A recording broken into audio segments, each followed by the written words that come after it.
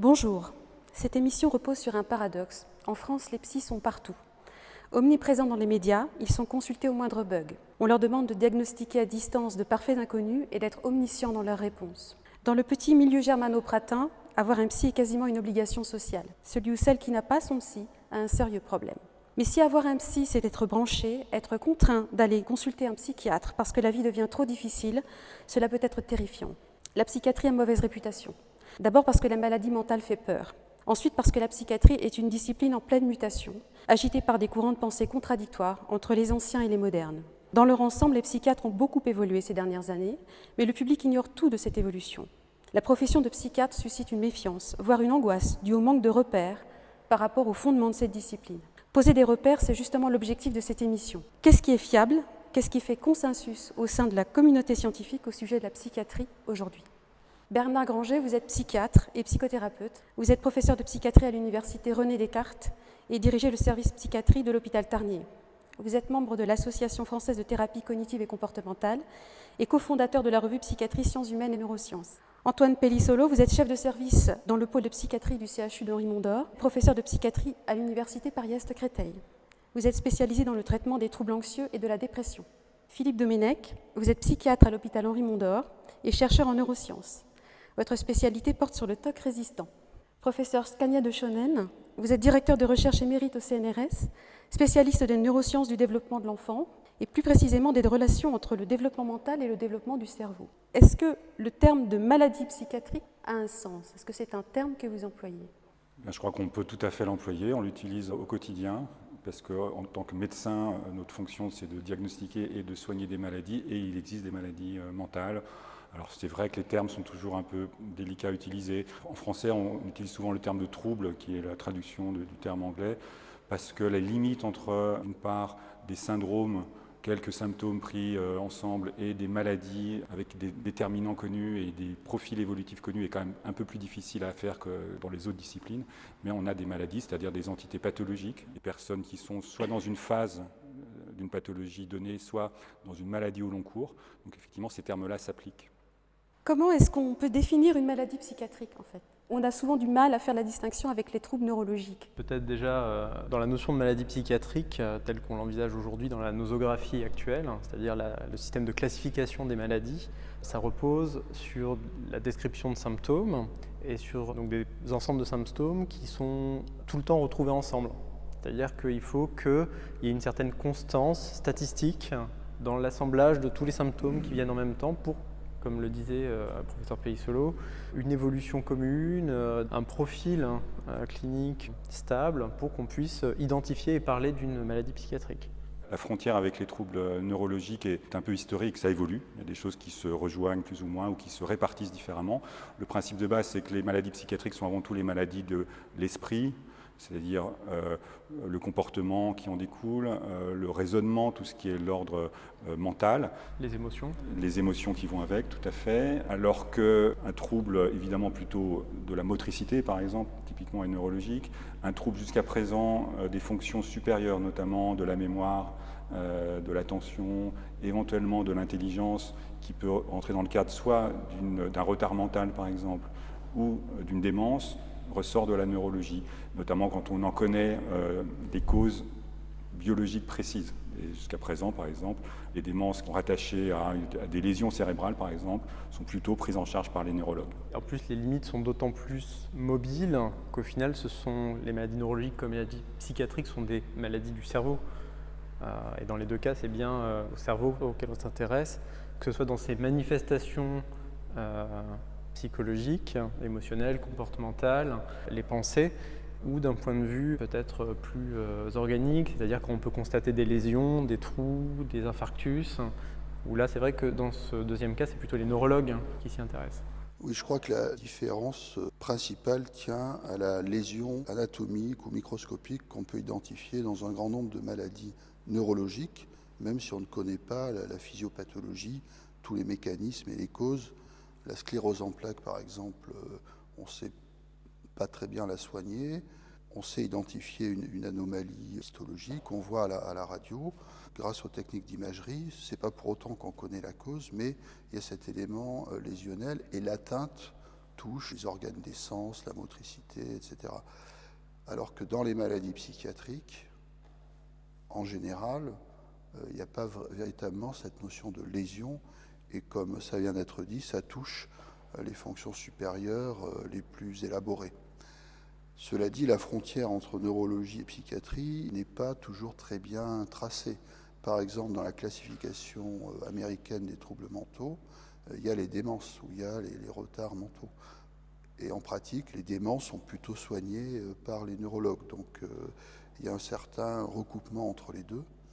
Mais je crois que les deux notions fondamentales qui les séparent, c'est cette notion de lésion et cette notion de fonction supérieure.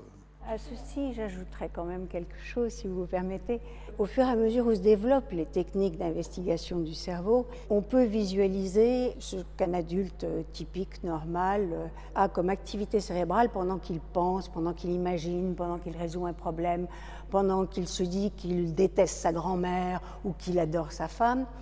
Et du coup, maintenant, on connaît beaucoup mieux les états du cerveau pendant un certain nombre d'opérations mentales. Et on commence peu à peu à voir, à corréler justement un mode de fonctionnement du cerveau dans des maladies mentales qui, pendant très longtemps, ont été considérées comme n'ayant pas de corrélat lésionnel. Parce qu'en fait, il n'y a pas que les lésions, bien entendu. Il y a toutes les malformations, les différences de formation structurale et jusqu'au niveau des différences d'activation des réseaux de neurones. Il y a toutes les maladies métaboliques, métaboliques locales, métaboliques générales, etc. Donc, il y a toute une série de choses qui sont apparues récemment. Quand je dis récemment, ça veut dire depuis 40 ans, 50 ans, qui font que, au fond, on n'ose plus trop parler de seulement psychologique ou seulement organique. Est-ce que vous employez le terme de psychisme dans votre activité? Est-ce que ce terme a du sens? Le terme de psychisme a forcément du sens puisque ce sont des anomalies psychologiques, même si elles ont un corrélat neurologique. Je posais la question parce que souvent, le psychisme est employé dans une logique d'opposition aux maladies du cerveau.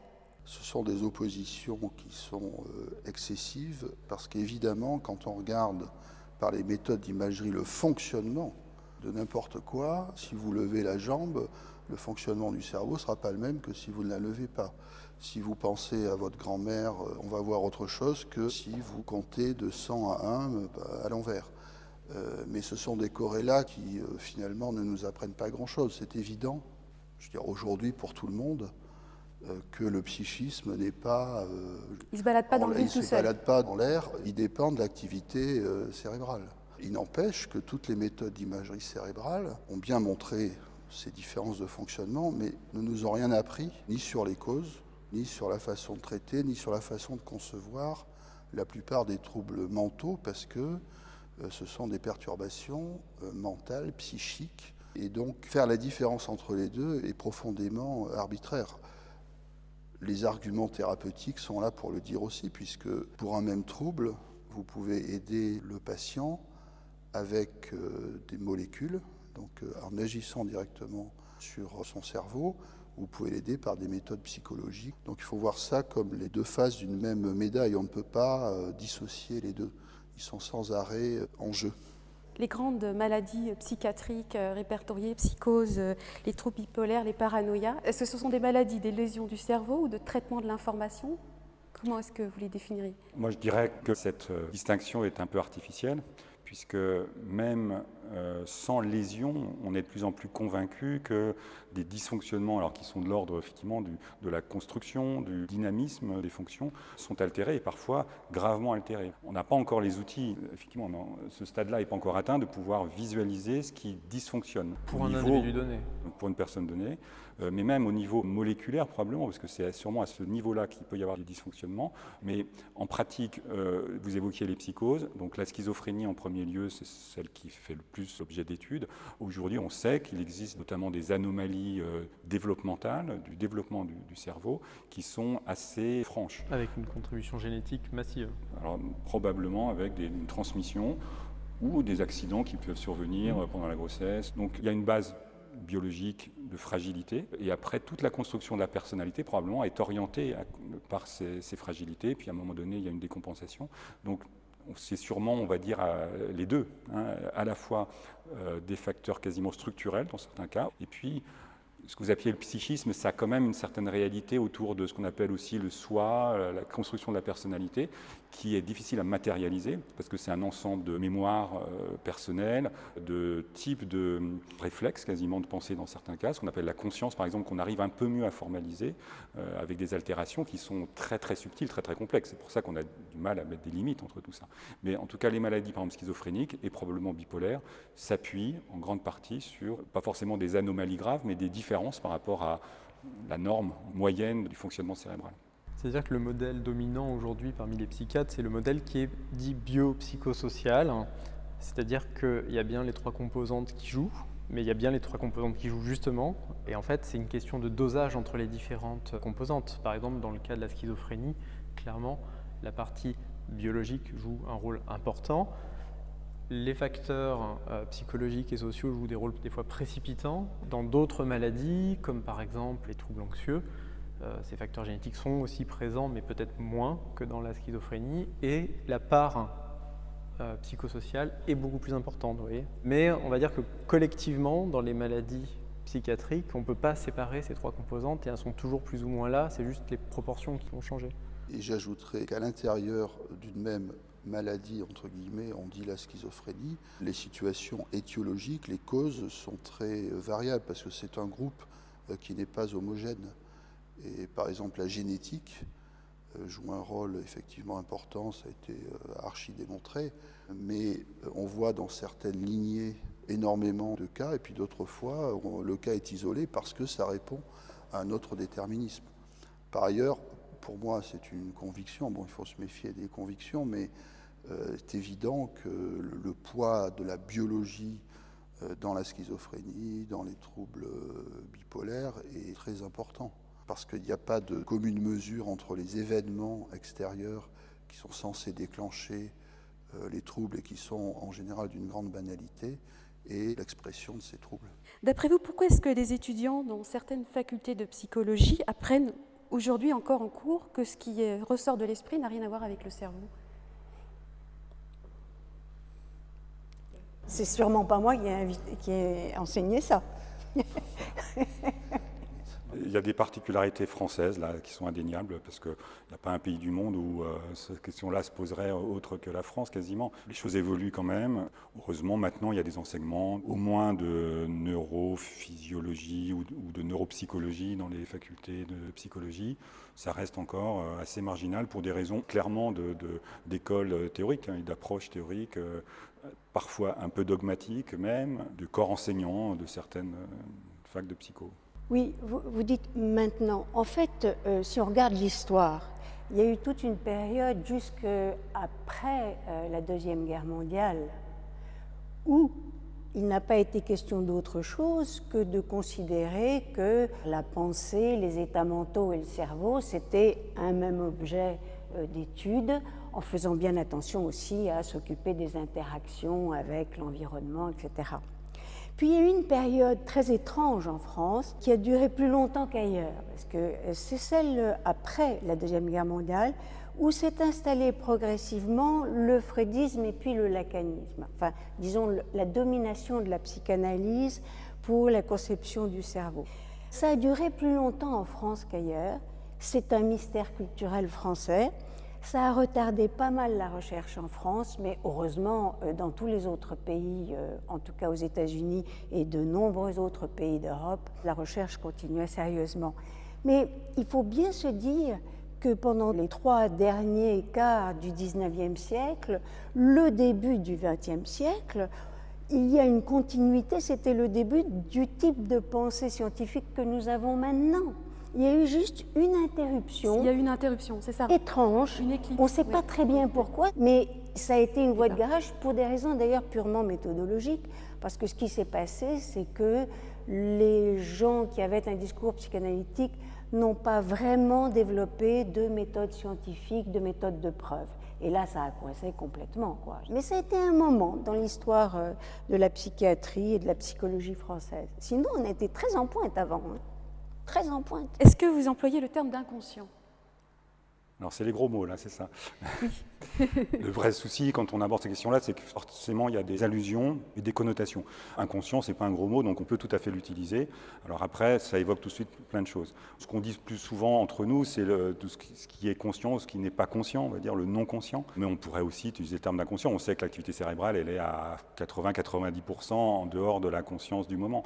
Donc c'est évident qu'il faut l'étudier. On l'étudie au plan des connaissances et même de la pathologie. Alors simplement, dans ces cas-là, on se dit tout de suite, bon, il y a une approche très célèbre de l'inconscient, freudien ou autre, c'est un modèle, donc c'est sûrement pas le seul modèle. Mais c'est pas le même modèle en fait. L'inconscient, la pensée non consciente, telle que vous la concevez vous avec votre référentiel, n'est pas le même. Il n'y a pas une entité structurée telle que l'a définit Freud, le surmoi, le moi et les différentes instances, qui propose un modèle très structuré, très construit, mais qui malheureusement est assez limité. Et donc quand on pense nous à l'inconscient, c'est pas en pensant à ça, quoi, en tout cas. Ce qui est sûr, c'est qu'il y a des recherches en neurosciences actives sur la conscience, sur ses limites, sur l'accès à la conscience de l'information. Oui, c'est plutôt le problème de trouver le mécanisme de la prise de conscience, qui est un problème en neurosciences. Oui. Tout le reste de l'activité cérébrale est considéré comme inconscient.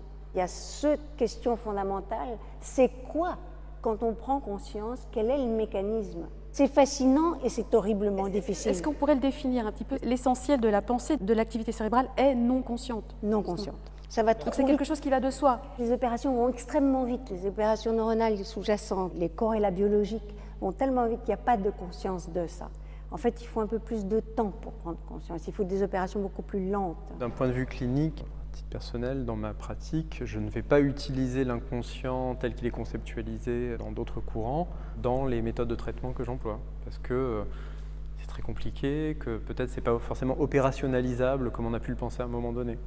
Oui, puis c'est un terme très général qui a plusieurs acceptions, parce que l'inconscient neurologique ou neuronal, va-t-on dire, ce sont des choses très peu élaborées, des traitements d'information automatiques très rapides, et heureusement qu'ils existent, puisque c'est l'activité cérébrale principale. Et puis, il y a la conscience de certains éléments, eux aussi peu élaborés. Et après, il y a la conscience au sens où va l'entendre un psychanalyste, où il y a un refoulement de ce qui était conscient dans l'inconscient, et on va considérer que ça joue un rôle dans la genèse des troubles psychiatriques, considérés comme la non-résolution de conflits inconscients. Donc vous voyez que là, on parle d'un inconscient qui n'a plus rien à voir avec l'inconscient des neurobiologiques. Avec une dualité aussi, donc, plan psychanalytique entre l'inconscient et la conscience. Le principe, c'est une dualité irréductible. Une simplification à l'extrême. La simplification, c'est le principe des schémas ou des modèles. Le problème, c'est d'en faire une loi universelle, et notamment qui s'applique aussi bien à la norme, c'est-à-dire au fonctionnement psychologique normal, et qui explique aussi les pathologies. Je pense que la vraie dérive du modèle psychanalytique, c'est d'avoir voulu expliquer toutes les pathologies mentales. Il y a cette notion, ce que vous appeliez le psychisme au début, c'est quand même une réalité, la construction du soi. Et c'est là qu'on peut mettre énormément d'hypothèses dans cette construction. Le modèle freudien qui a beaucoup de spéculations au départ, et puis aujourd'hui, de manière plus pragmatique, comment on construit sa propre mémoire, la mémoire autobiographique, comment on anticipe les choses, comment on construit une personnalité. On en est très loin encore de pouvoir le définir, mais c'est un objet d'étude en soi, aussi bien sur le normal que sur les dysfonctionnements qui en découlent. Après, ça ressort quand même dans les techniques de psychothérapie actuelles, puisque par exemple, dans les psychothérapies cognitives et comportementales, il y a la notion de schéma cognitif, qui est un objet qui n'est pas directement accessible, mais qui se manifeste à la limite de la conscience, sous la forme des pensées automatiques, avec une limite de la conscience qui est floue, qui peut être plus ou moins repoussée en fonction des moments. mais c'est plutôt avec ces manifestations périphériques qui accèdent à la conscience qu'on va pouvoir travailler. Donc il y a quand même cette notion-là qui reste actuelle. Mais je ne pense pas que cette notion ne soit née qu'avec les travaux psychanalytiques. C'était bien avant Freud, on se battait déjà avec ces problèmes et ça a été conceptualisé, puis il y a eu les concepts psychanalytiques, mais maintenant on renoue beaucoup plus avec une manière de poser les problèmes qui était plus ancienne, mais avec beaucoup plus de savoir qu'avant, parce que ça a beaucoup changé, on a quand même appris beaucoup de choses, et puis on a des méthodes et des techniques qui sont beaucoup plus au point, qu'on a vraiment rendues beaucoup plus solides. Et je veux dire, l'inconscient n'est pas une invention psychanalytique. L'inconscient, c'est des concepts dont on peut tracer à travers l'histoire de la pensée et de la recherche sur la pensée, sur l'humain, les animaux, etc. Tout le temps, on voit apparaître ce concept. Alors, dedans, on met des choses différentes. Alors, c'est vrai que quand même, par rapport aux années 60-70 dont on a pu parler, il y a quand même eu plusieurs révolutions technologiques et épistémologiques en neurosciences. On a vraiment changé d'époque. Je pense que l'émergence de la psychologie cognitive, suivie des neurosciences cognitives, les techniques d'imagerie fonctionnelle non invasive ont quand même si ça ne permet pas de tout comprendre, ont quand même beaucoup appris sur le fonctionnement du cerveau et ont permis de trancher un certain nombre de questions qui, auparavant, pour lesquelles on n'avait pas de moyens de répondre. Est-ce qu'en tant que psychiatre, vous employez le terme de folie et de névrose? Le terme de folie, en réalité, non, parce que pour nous... Il y a plein de psychiatres qui emploient le terme de folie, un terme générique, des psychiatres au référentiel psychanalytique. C'est pas du tout un terme médical maintenant, heureusement. Puis c'est stigmatisant. C'est très stigmatisant, c'est très flou. Début du XXe siècle, on parlait par exemple de la folie du doute pour définir le trouble obsessionnel, parce que ça représente cette notion un peu d'absurdité, mais c'est du langage courant, on ne l'utilise pas comme un terme diagnostique. Et quant au terme de névrose, il est très connoté et il a été plus ou moins délaissé maintenant. Encore qu'on peut parler de névrose obsessionnelle au lieu de trouble obsessionnel compulsif. Enfin, tout ça, c'est très artificiel, mais c'est vrai que la séparation névrose, psychose, perversion est probablement beaucoup trop simpliste et actuellement est moins en vogue qu'elle ne fut il y a quelques dizaines d'années. Est-ce que les troubles mentaux ont une influence culturelle? Corrélat de ma question, est-ce qu'ils ont aussi éventuellement une influence historique? Est-ce qu'ils ont évolué dans le temps? L'influence de l'environnement, ou de la culture est très importante. Pas forcément déterminante, mais très importante, soit dans l'expression des manifestations. Certains symptômes vont s'exprimer sous une forme ou sous une autre selon la culture. Parfois dans l'émergence de certaines choses qui sont par exemple des pathologies qui sont quand même très sensibles au stress par exemple, au niveau de stress qui vient de l'environnement. Et donc là, il y a une question d'adéquation entre la vulnérabilité de chacun et le niveau de stress. Donc par exemple, une culture qui exerce une forte pression sur les individus, notamment dans un projet professionnel ou un projet de structuration sociale, va vulnérabiliser certaines personnes plus que d'autres, que dans des civilisations ou d'autres milieux où la marge de manœuvre individuelle est plus forte. Donc oui, il y a un rôle, ce qu'on disait biopsychosocial, ça veut dire aussi que la société ou le social a un impact, mais jusqu'à un certain point, puisqu'il y a de toute façon la vulnérabilité de chacun, et donc les influences beaucoup plus là, biologiques et personnelles, on peut dire. Est-ce que les êtres humains sont particulièrement sujets à la pathologie mentale, ou est-ce que les mêmes pathologies affectent les animaux? Alors, il y a des modèles animaux de certains troubles. On teste d'ailleurs les médicaments sur des modèles animaux d'anxiété, de dépression, qui sont bien établis. On essaie aussi de faire des modèles animaux de schizophrénie. Bon, là, c'est est-ce peut-être qu'il y a plus des animaux éloigné, schizophrènes, des animaux paranoïaques? il faut être prudent. Mais il y a des troubles évidents chez les animaux, des troubles du comportement. Des troubles du comportement, oui. Peut-être des maladies psychiatriques. Voilà. Peut-être. Le psychisme des animaux est probablement beaucoup plus élaboré que ce qu'on croit. Un chien, un chat a une psychologie. Et il y a des perturbations. Mais faire l'analogie avec l'être humain, où il a quand même un psychisme beaucoup plus élaboré, ça pose quelques problèmes. La paranoïa du chat, ça va être un petit peu difficile à démontrer. Mais l'anxiété ou la dépression, très probablement. D'ailleurs, les vétérinaires donnent des psychotropes. Mais ce sont des animaux qui vivent au contact d'êtres humains. Je pense qu'il y a un continuum. De toute façon, il y a un continuum entre l'éthologie, le comportement animal, la psychologie. Il y a un développement progressif. Je pense que le point important, c'est qu'on ne sait pas, mais qu'il n'y a pas de rupture non plus avec l'apparition pour une espèce donnée d'un coup de tout un tas de phénomènes psychologiques complexes. Pas de dualisme. Il n'y a pas de rupture. Ouais. Qu'est-ce qu'on sait aujourd'hui de fiable sur les causes des troubles mentaux? Quelle est la part de l'inné et de l'acquis dans l'apparition des troubles? Alors bien malin celui qui pourrait vous répondre avec certitude. On a évoqué tout à l'heure le modèle biopsychosocial où tout est dans tout réciproquement, comme disait Pierre Dac. Je ne crois pas qu'on ait pour une maladie mentale donnée quelle qu'elle soit, je mets à part les formes un peu atypiques où il y a une altération biochimique de discours causal qui soit reconnu par tout le monde. Alors on va dire, dans telle famille, il y a X cas de schizophrénie, c'est évident qu'il y a une participation génétique. Oui. On va dire aussi que dans les troubles bipolaires, par exemple, il y a une proportion de sujets qui est parfaitement soignée par une molécule très simple qui s'appelle le lithium. Donc, on vient corriger un mécanisme biologique que partagent ces personnes et donc il y a une étiologie biologique. Mais on est très loin du modèle infectieux, par exemple, où il y a un agent infectieux qui cause une maladie qu'on va soigner, si on peut, par des molécules qui détruisent cet agent infectieux. Cela dit, cette complexité, on la retrouve dans plein d'autres disciplines médicales. J'allais le dire, oui, le modèle infectieux est plutôt l'exception, je dirais, que... D'ailleurs, historiquement, on a commencé là. En médecine, pour les maladies rhumatologiques, bon, le cancer, on est arrivé maintenant quand même à beaucoup mieux le connaître, à disséquer les étapes moléculaires qui mènent au cancer. Enfin, la situation est très variée, mais il est clair que c'est peut-être quand même dans notre domaine où les certitudes étiologiques sont les moins fortes. Ce qui n'empêche pas que c'est un domaine aussi où les capacités à aider les patients sont les plus fortes. Donc il n'y a pas non plus de lien direct forcément entre la connaissance des causes et les capacités de soigner les effets.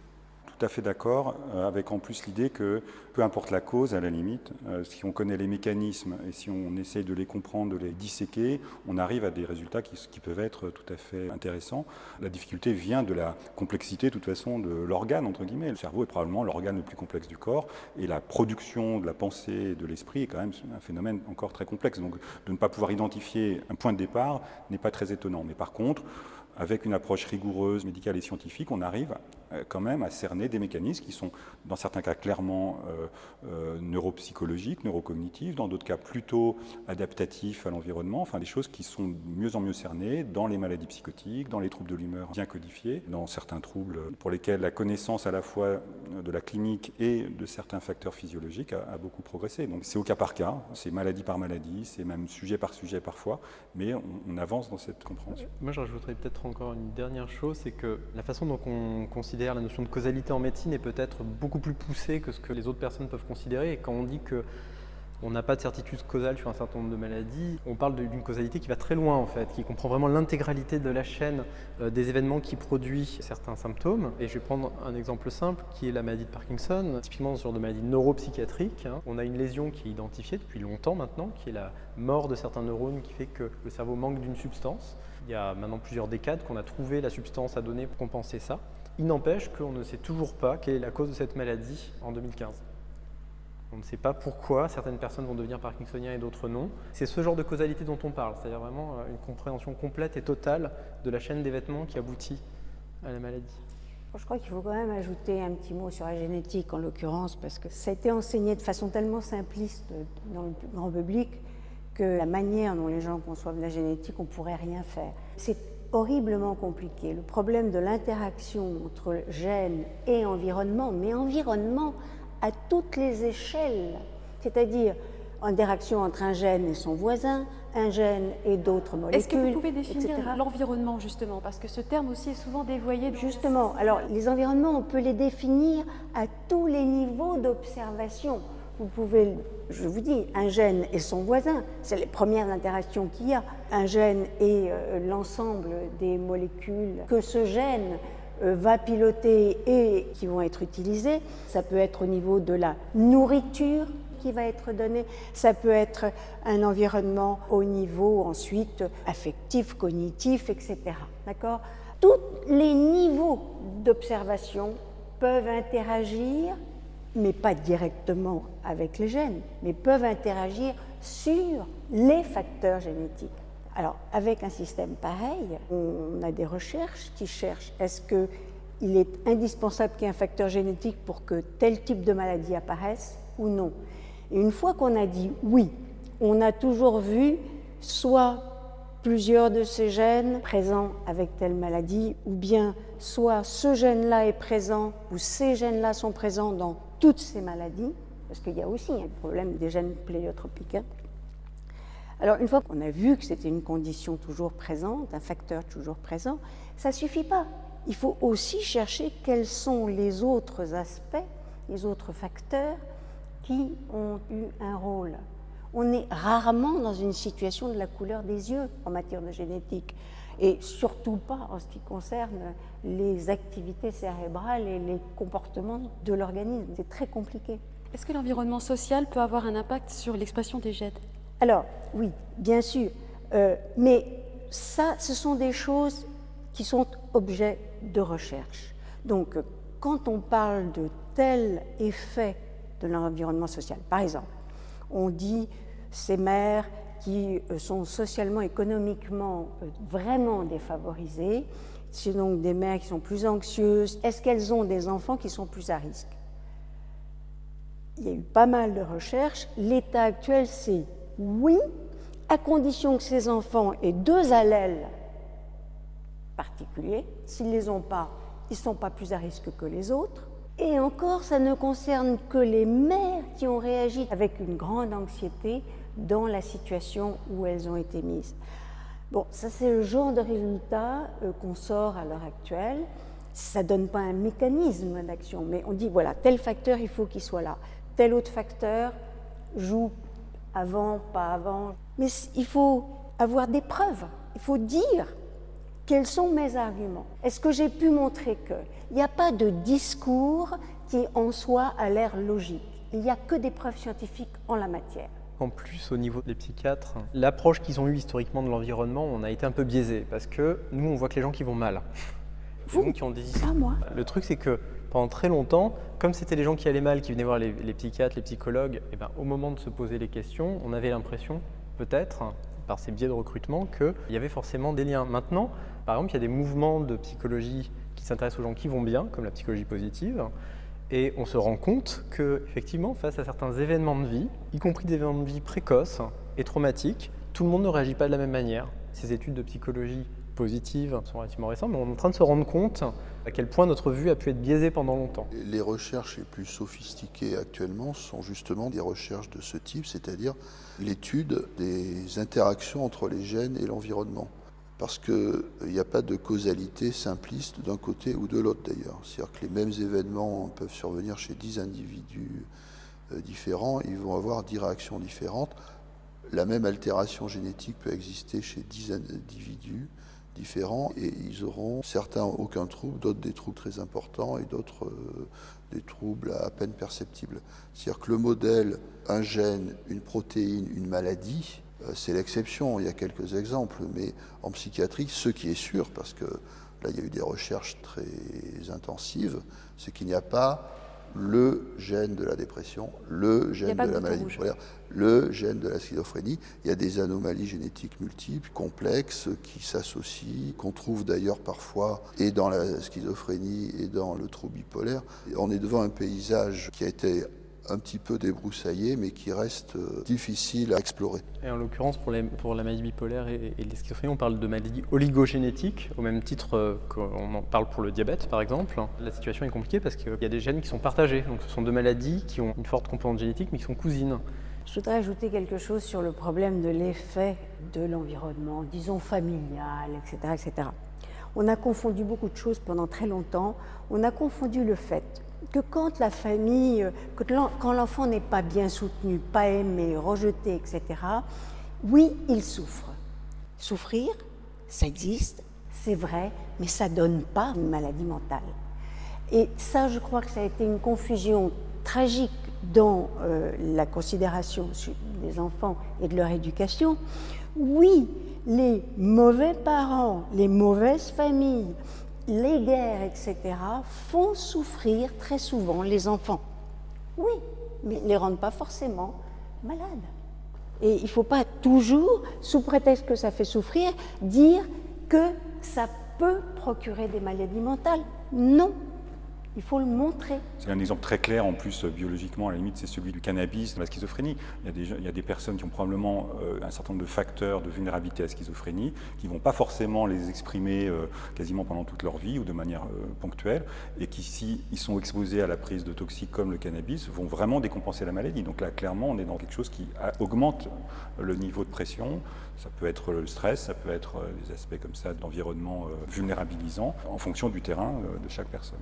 Le truc, c'est que souvent, on ne sait pas, justement, de manière prospective, prédire dans le futur qui va répondre de manière pathologique et qui ne va pas répondre de manière pathologique.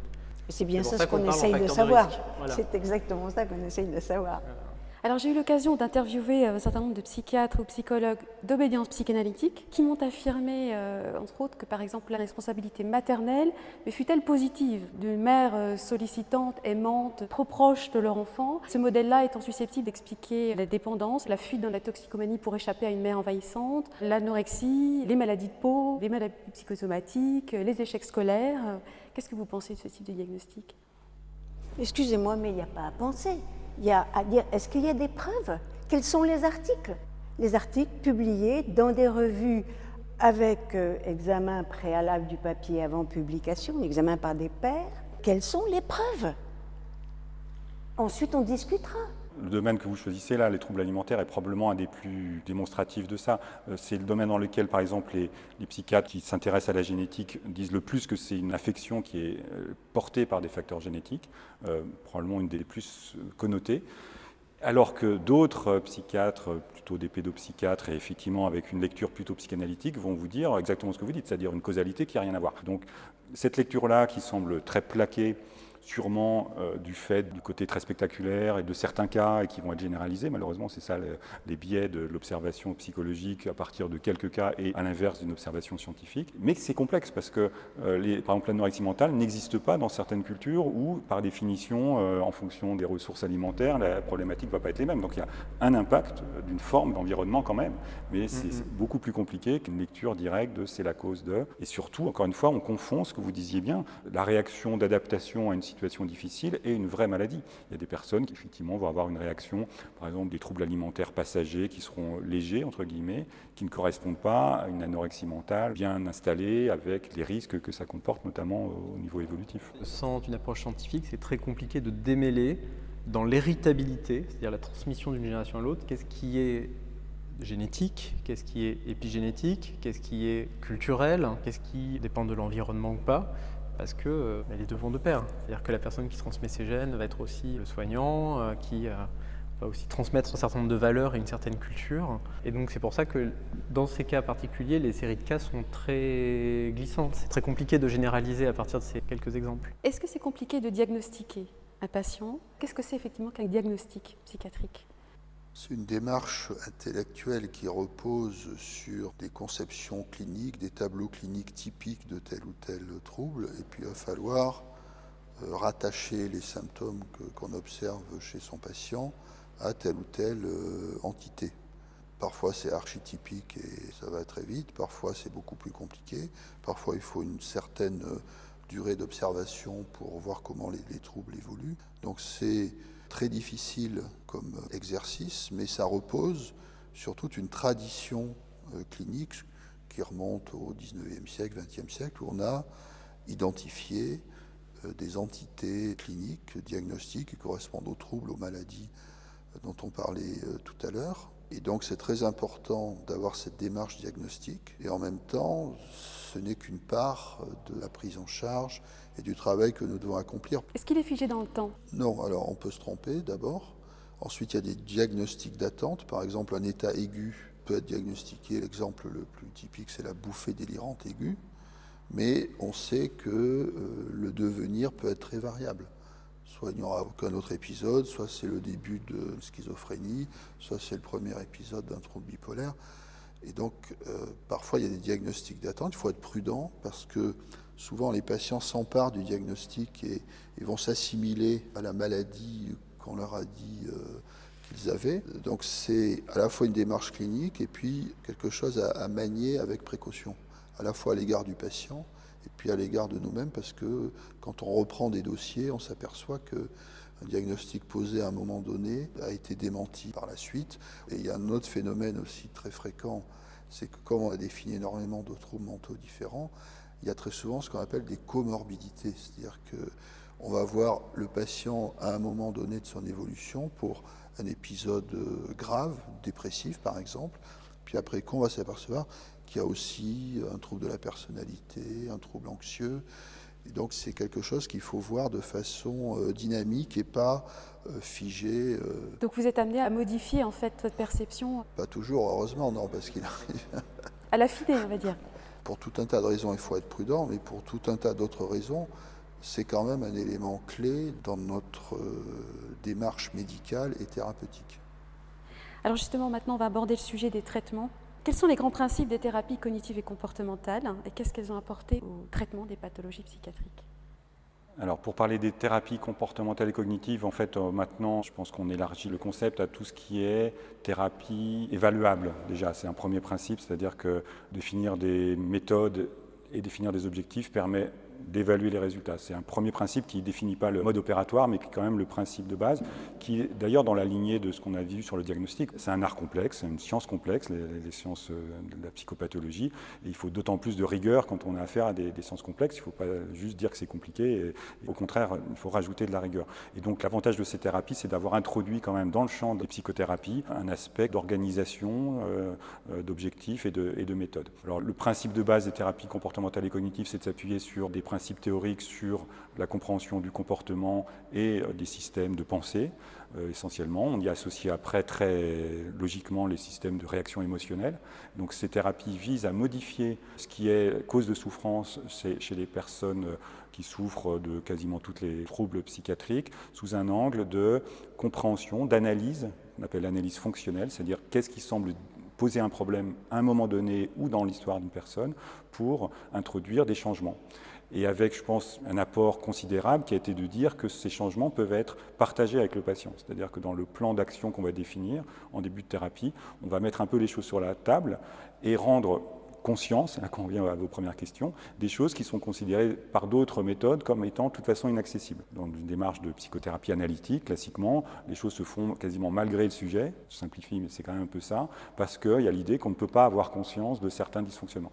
Dans les thérapies comportementales, on ne dit pas que tout est conscient et tout va être modifiable juste par la volonté, évidemment, mais au moins on partage un certain nombre d'hypothèses et de méthodes qui sont de changer des réflexes de comportement, qui sont de changer des réflexes de pensée, de changer le rapport avec ses émotions, avec des outils qui sont souvent assez simples, pas faciles à appliquer, mais souvent simples à définir, et qui vont accompagner la prise en charge sur un objectif bien défini, sur une méthode partagée, et qui va donc construire un projet de soin avec le patient. Je crois que c'est cet aspect de collaboration qui est quand même propre à ces méthodes. Je pense aussi que l'introduction du besoin d'évaluer l'efficacité des interventions en psychologie, qui a été beaucoup portée par les thérapies cognitives et comportementales, a aussi eu une conséquence pratique importante, qui est qu'il n'y a pas de méthode monolithique applicable à toutes les plaintes et tous les troubles. C'est-à-dire que le thérapeute cognitif et comportemental a un certain nombre de techniques validées et chaque technique validée pour certaines situations. Et ça, c'est aussi, je pense, une des grosses différences. Je cherche à faire ressortir l'idée que vous êtes psychiatre, mais vous êtes psychothérapeute.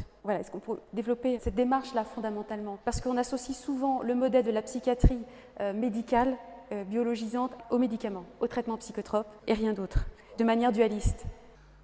Parmi les moyens que nous avons d'aider les patients, il y a bien entendu les traitements psychotropes qui dans certains cas sont indispensables, qui parfois sont utilisés de façon abusive, parfois au contraire ne sont pas utilisés alors qu'ils devraient l'être. Donc là aussi il faut le faire avec beaucoup de discernement, de précision. Mais ce que montrent la plupart des études, c'est que lorsqu'on associe un traitement psychologique à un traitement médicamenteux, on a toujours de meilleurs résultats, je parle globalement, à l'utilisation d'un médicament seul ou à l'utilisation d'une méthode psychologique seule. Donc ce sont deux méthodes thérapeutiques qui se renforcent. Il ne faut pas les opposer. La deuxième chose, c'est que contrairement à ce qu'on croit, les psychothérapies ne sont pas des discussions de salon et des choses comme ça, un peu gratuites. Elles sont caricaturées souvent dans le grand public, c'est du blabla, ça ne sert à rien, je pourrais faire pareil en parlant à ma concierge, etc. Pas du tout. Il y a des méthodes d'évaluation qui ont montré les effets, et la taille de l'effet des psychothérapies est très importante parmi toutes les méthodes thérapeutiques et dans beaucoup de pathologies. Donc ce sont des méthodes globalement efficaces. Après, à l'intérieur de ces méthodes, il y a différents courants. Ce qui caractérise les thérapies cognitives et comportementales, d'une part, c'est leur pragmatisme, leur évolutivité, c'est-à-dire qu'il n'y a pas de dogme établi pour toujours, mais les conceptions évoluent en permanence. Ce qu'elles sont aujourd'hui n'a rien à voir avec ce qu'elles étaient au début des thérapies comportementales dans les années 50. Il y a un enrichissement considérable et encore maintenant, dès que quelque chose semble intéressant et peut être utilisé dans une démarche pragmatique, expérimentale pour aider le patient, c'est utilisé. Longtemps, on a cru que pour aider quelqu'un, il fallait supprimer sa souffrance et ses symptômes et se limiter à ça. Avec l'apport de la psychologie cognitive, on s'est aperçu qu'il fallait aussi développer ce qui lui fait du bien et qui n'est pas le contraire de ce qui le fait souffrir. On a aussi adapté et inclus dans le champ des thérapies cognitivo-comportementales les méthodes, par exemple, de méditation pleine conscience, qui pour certains patients apportent énormément. Et on construit comme ça des programmes de plus en plus sophistiqués, de plus en plus individualisés, de plus en plus adaptés à tel ou tel trouble, dans le but, c'est le maître mot de changement. Ce n'est pas forcément d'éradiquer les symptômes, mais c'est qu'il y ait une évolution du patient et qu'on obtienne un changement. On ne se penche pas sur les causes prétendument lointaines dans l'enfance, etc., comme le ferait un psychanalyste. On ne travaille pas non plus sur les particularités de la relation entre le thérapeute et le patient. Tout ça, bien sûr, joue un rôle. Les thérapies cognitives et comportementales ne sont pas centrées là-dessus. Et l'autre point clé, c'est le travail partagé, collaboratif avec le patient. En matière de thérapie cognitive, on prend le modèle socratique de la maïeutique, c'est-à-dire par le dialogue, on arrive à ce que le patient trouve lui-même les réponses aux questions qui se posent. Parmi les idées qui courent dans le milieu psychanalytique, il y a aussi l'idée que si on cherche à modifier un symptôme, de toute façon, il ne fait que se déplacer, il ne se supprime pas. Qu'est-ce que vous en pensez ? C'est une question, à mes yeux, fondamentale parce que c'est une manière de prouver que les conceptions psychanalytiques ne sont pas nécessairement valides. Pourquoi ? Parce que les psychanalystes vous disent mais les troubles sont l'expression de conflits inconscients, les symptômes sont l'expression de ces conflits inconscients, mais si vous ne résolvez pas le conflit, mais si vous attaquez aux symptômes, vous risquez d'aggraver l'état du patient ou que d'autres symptômes dits de substitution apparaissent. Or, on a étudié ce point et on s'est aperçu que c'était l'inverse. C'est-à-dire que quand il vous semble pertinent de vous focaliser sur le symptôme dont se plaint le patient principalement, quand vous arrivez à l'aider, donc, on peut parler des phobies, des troubles obsessionnels compulsifs, non seulement il n'y a pas de symptômes de substitution, mais en plus, il y a une généralisation de l'amélioration. C'est-à-dire que le mieux-être ne se cantonne pas au fait que le symptôme a disparu. C'est-à-dire qu'après, il y a un cercle vertueux qui se met en route et il y a un épanouissement de la personne. Il y a un aspect des thérapies comportementales qui n'était pas abordé ici. Lorsque on les applique à des enfants très jeunes, beaucoup de gens s'étaient élevés contre l'utilisation des thérapies comportementales chez des enfants très jeunes, sous le prétexte que c'était du conditionnement, etc.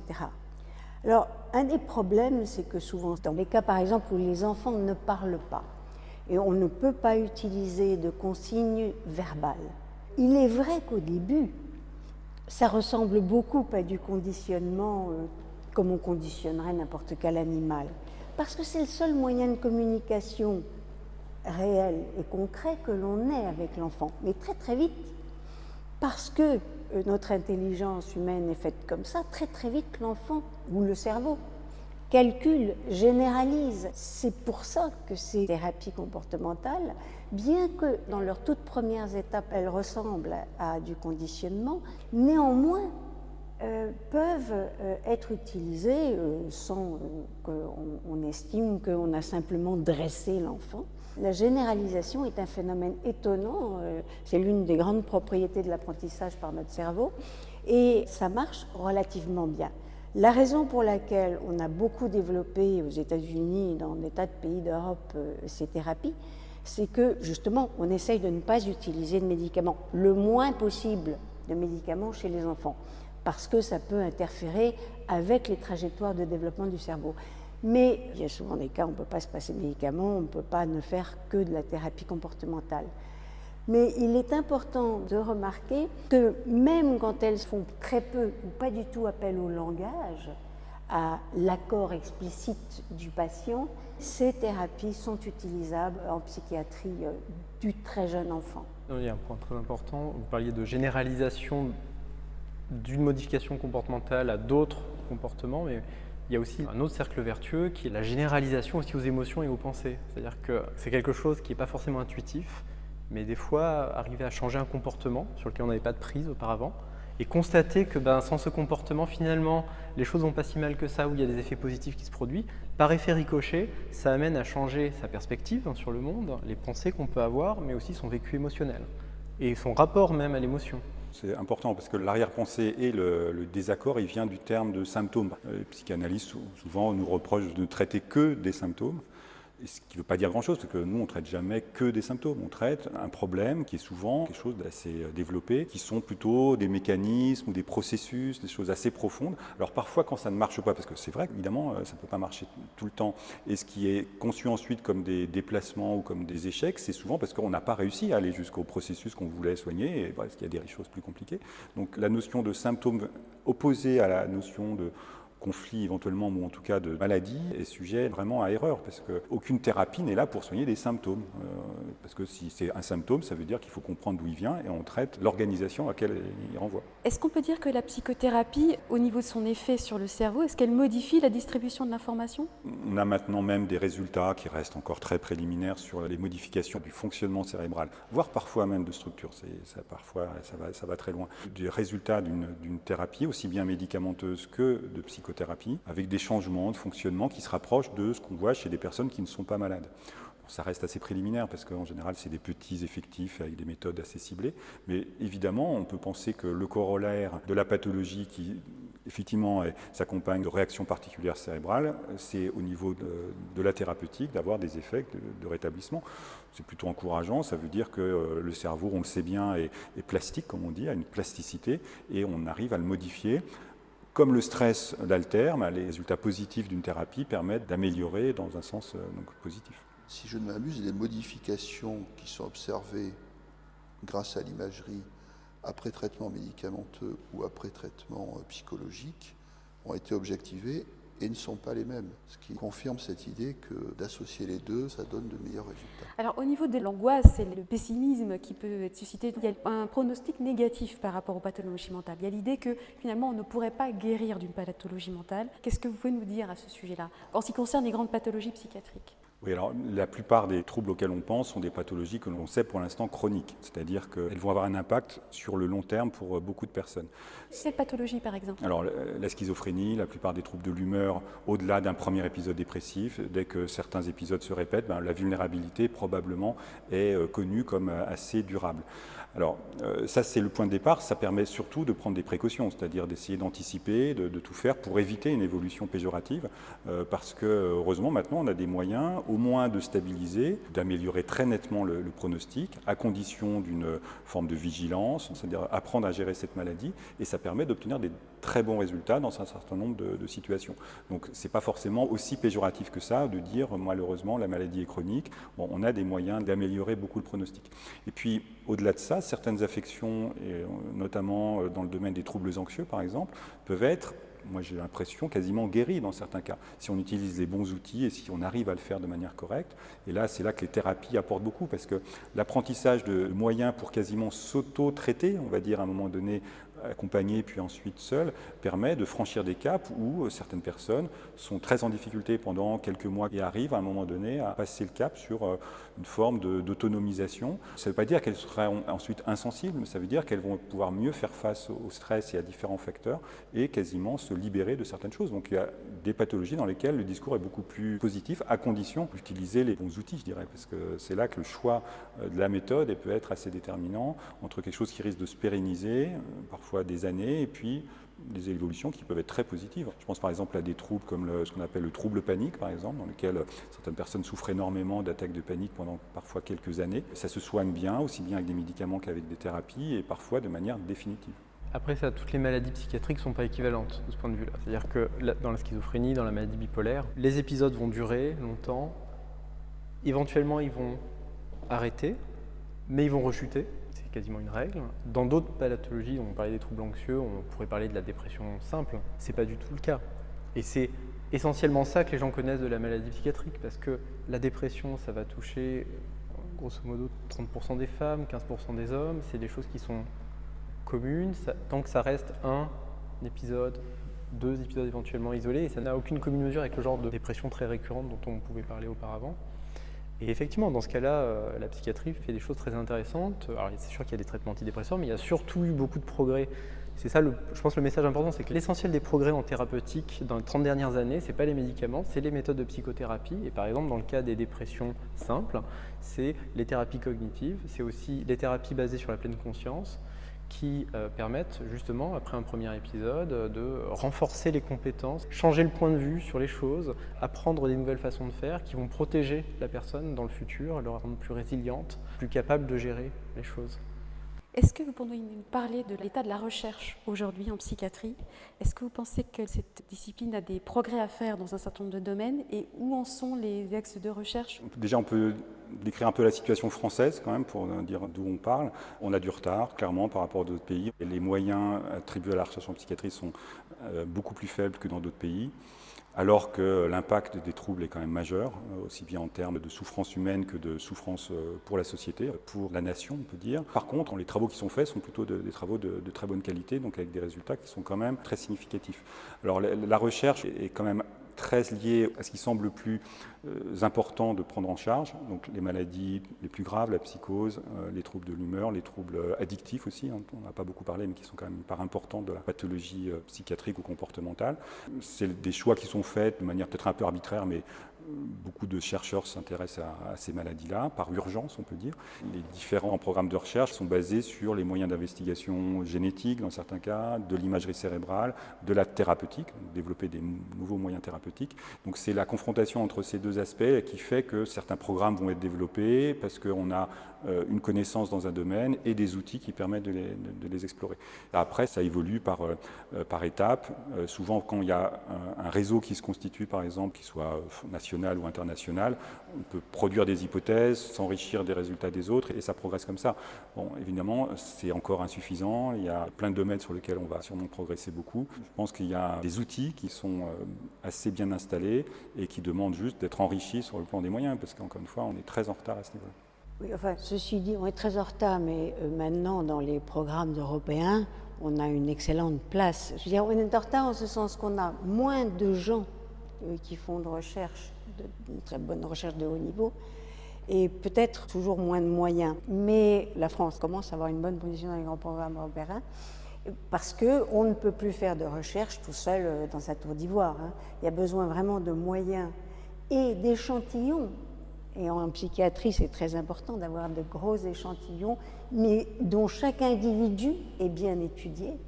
Ça demande de la collaboration de plusieurs pays. Et là, je crois qu'au niveau européen, j'entends, ça commence à marcher pas mal. Ce qui manque, c'est l'investissement des pouvoirs publics français qui investissent à peu près 2% des moyens de la recherche de médecine sur les pathologies mentales, alors que d'autres pays, c'est 5%, 7%, voilà. 11%. Et alors que la réalité, par exemple, de la dépression de ces pathologies-là, est vraiment au-delà de cette proportion. Non, on est bien d'accord, c'est les moyens. On a pris du retard, mais on a pris conscience récemment qu'on était en retard du point de vue conceptuel. Mais ce retard, c'est fini, il n'existe plus. Reste le retard des moyens. D'autant qu'on vit une période excitante, parce que je suis encore jeune. Dans mon temps d'exercice, j'ai déjà vu des changements. Et j'en verrai encore plein d'autres. C'est une période qui est très dynamique, finalement. On a vu que la révolution cognitive, l'arrivée de l'imagerie, les développements récents en génétique, parce que quand même au niveau des techniques génétiques, récemment, ça a beaucoup bougé, et ça va encore bouger, et il va y avoir une accélération en fait, des moyens et des thérapeutiques, diagnostiques. Voilà, on vit une époque prometteuse pour la psychiatrie. Alors, de mon côté, je suis malheureusement un peu moins jeune, donc... Quand j'ai commencé mes études de psychiatrie, effectivement, les moyens techniques, que ce soit dans le domaine génétique ou dans le domaine de l'imagerie, commençaient à se perfectionner. Mais en même temps, les promesses qui étaient faites à ce moment-là et qui sont toujours faites aujourd'hui sont à peu près les mêmes. C'est-à-dire qu'il y a eu, malgré tout, une grande déception en ce sens qu'il n'y a pas eu de grande avancée dans la compréhension des maladies. Il n'y en a pas eu non plus dans le domaine des médicaments, parce que les grandes classes de psychotropes existaient déjà dans les années 60. Bon, il y a eu de nouveaux médicaments qui ont peut-être un peu, d'un certain côté, fait gagner quelque chose, de l'autre côté, fait perdre, mais il n'y a pas eu d'avancée majeure. Alors, ce n'est pas uniquement la faute des investissements, c'est vrai que les troubles mentaux, c'est le premier poste de dépenses de santé, à peu près à égalité avec les maladies cardiovasculaires, 15% dépenses de santé, ce qui est considérable, avec un investissement pour la recherche qui a été cité, qui n'est pas proportionnel et qui est insuffisant. Et c'est vrai que les domaines où peut-être il y a eu le plus de progrès, c'est en matière de thérapeutique psychologique. Parce que là, incontestablement, on est sorti d'une sorte d'impasse où finalement, à côté des traitements médicamenteux, dans les années 60, la seule chose qu'on proposait, c'était une prise en charge freudienne, psychanalytique ou lacanienne. Bon, mais on en connaît les limites, alors que maintenant, il y a une plus grande diversification et les patients ne s'y trompent pas parce qu'ils sont de plus en plus informés, notamment grâce à Internet, et ils savent très bien qu'il y a d'autres méthodes et que peut-être ces méthodes sont plus efficaces. Et il y a beaucoup de demandes dans ce domaine, alors qu'avant, l'information était moins diffusée et le choix était beaucoup moins large. Donc dans la prise en charge des patients, on ne peut pas dire que la génétique, l'imagerie ait fait faire quasiment le moindre progrès. En revanche, le développement de nouvelles méthodes de psychothérapie, oui. Et vraiment surtout dans les manières de les utiliser, parce qu'il n'y a pas beaucoup de champs de toute façon dans la médecine où il y a des révolutions tous les 10 ans, on ne peut pas rêver non plus. Il y en aura peut-être un jour en psychiatrie, où on développe par exemple beaucoup des techniques d'intervention cérébrale, de stimulation cérébrale qui commencent déjà à donner de bons résultats. Il y a des recherches biologiques qui montrent quand même des pistes sur des facteurs de plus en plus précis. Ça va évoluer au fur et à mesure, mais surtout les progrès, c'est quand même sur la manière d'utiliser les outils. On en a qui ne fonctionnent pas à 100%, mais qui fonctionnent bien dans pas mal de cas. Simplement, il faut les utiliser. Et les progrès, moi j'ai vu depuis 20 ou 30 ans, c'est une rigueur, encore une fois, dans les diagnostics et dans l'application des moyens, pas simplement comme ça au feeling, au gré d'une croyance personnelle des thérapeutes, parce que ça a longtemps fonctionné comme ça continue encore pour certains. Je pense que le soin aux malades et le service rendu a progressé énormément parce qu'on a codifié les choses et qu'on a une approche médicale de ces pathologies qui n'empêche pas les approches psychologiques en plus, évidemment, mais je crois que ça passe par l'enseignement. La recherche permet quand même de structurer ça. Le premier résultat de la recherche, ce n'est pas forcément ce qu'on va trouver, mais c'est aussi la méthode qu'on va utiliser. Et je pense que les cliniciens qui sont formés maintenant, que ce soit des médecins, mais même de plus en plus les psychologues, ont appris des méthodes qui sont des méthodes scientifiques, tout bêtement. C'est-à-dire que ça reste un art et une science. Et sur le plan de la pratique, les progrès de repérage précoce, parce qu'on sait que beaucoup de maladies sont encore traitées trop tardivement. Donc il faut continuer à former les gens et à comprendre comment les repérer, comment ça apparaît, etc. Et surtout, comment appliquer les méthodes de manière la plus pragmatique possible, médicamenteuse et psychothérapeutique, pour ne pas nuire, parce que c'est quand même ça aussi le risque avec certains traitements, et être le plus positif possible. Donc je pense qu'il y a beaucoup à gagner là-dessus encore, et ça fait partie d'une recherche opérationnelle qui n'est pas la plus fondamentale ou la plus spectaculaire, mais qui fait progresser énormément les choses. De toute façon, dans toutes les maladies, même somatiques, par exemple sur l'espérance de vie, ce qui fait énormément avancer, ce n'est pas une méthode thérapeutique, c'est l'environnement dans lequel on est et la capacité à utiliser ce qui est protecteur pour les personnes et les outils au bon moment. Là-dessus, il y a un vrai progrès, je pense, de notre discipline. Ce sera le mot de la fin. Merci. Merci infiniment. Merci à vous. Merci à vous.